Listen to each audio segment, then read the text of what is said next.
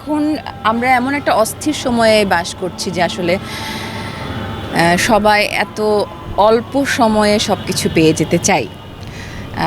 যেমন পরিচিতিটাও আমাদের কাছে মনে হয় যে এখন এমন একটা কিছু করে ফেললাম যেটার কারণে অনেক বেশি মানুষ জানলো, দেখলো, পৌঁছলো মানুষের কাছে। কিন্তু আসলে আমার কাজটার যদি গভীরতা না থাকে তাহলে সেই কাজটা বা সেই বিষয়টা আসলে কতটুকু সেই মানুষের কাছে বা সেই সময়ের কাছে থেকে যাবে, এটা খুব গুরুত্বপূর্ণ একটা বিষয়।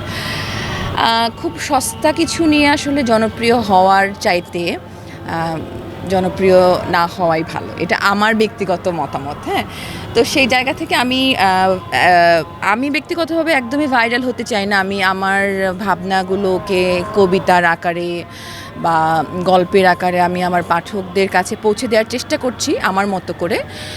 লেখক হিসেবে একটা দায়বদ্ধতার জায়গা তো অবশ্যই আছে। শিল্পী হিসেবে যেরকম প্রতিটা শিল্পীর একটা দায়বদ্ধতা আছে সমাজের প্রতি, প্রতিটা মানে মানুষের প্রতি, তো তার শিল্পের প্রতি, সেইভাবে লেখক হিসেবেও আমি আমার চেষ্টাটা চালিয়ে যাচ্ছি। প্রতি বছর বইমেলার জন্য আমার একটা প্রস্তুতি থাকে, কবিতা, উপন্যাস বা শিশুদের জন্য লেখা, সেটা পাশাপাশি চলছে।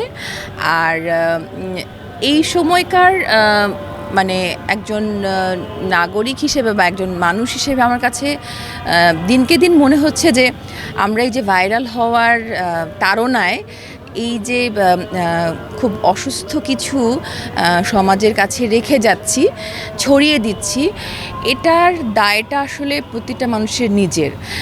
তো শুধু শিল্পী বলে না, শিল্পীদের যেরকম একটা দায়বদ্ধতা আছে যে আমি সমাজের জন্য একটা ভালো কিছু বার্তা পৌঁছে দিব, যে আমরা এমন কিছু করব না যেটা সমাজের কাছে একটা নেতিবাচক কিছু তৈরি করবে, ঠিক সেই রকমভাবে একজন মানুষ হিসেবেও আমাদের একজন মানে একটা দায়িত্ব বোধ আছে, যে দর্শক হিসেবেও একটা দায়িত্ব আছে যে আমরা আসলে খারাপ কিছুকে প্রমোট করব না।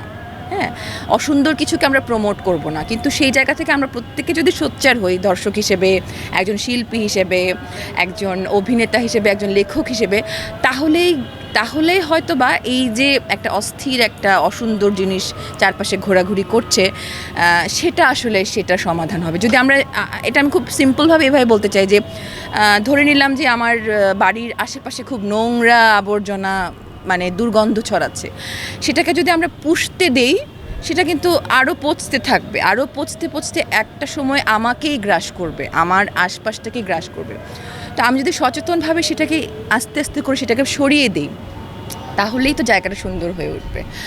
তো প্রত্যাশা থাকবে সবার কাছে, এটা আমার নিজের কাছেও প্রত্যাশা আছে, যে আমরা সুন্দর কিছুকে লালন করি, সুন্দর কিছুকে ধারণ করি, এবং সুন্দর জিনিসটাকে আসলে আমরা সবাই মিলে আসলে এই সময়ের কাছে মেলে ধরি।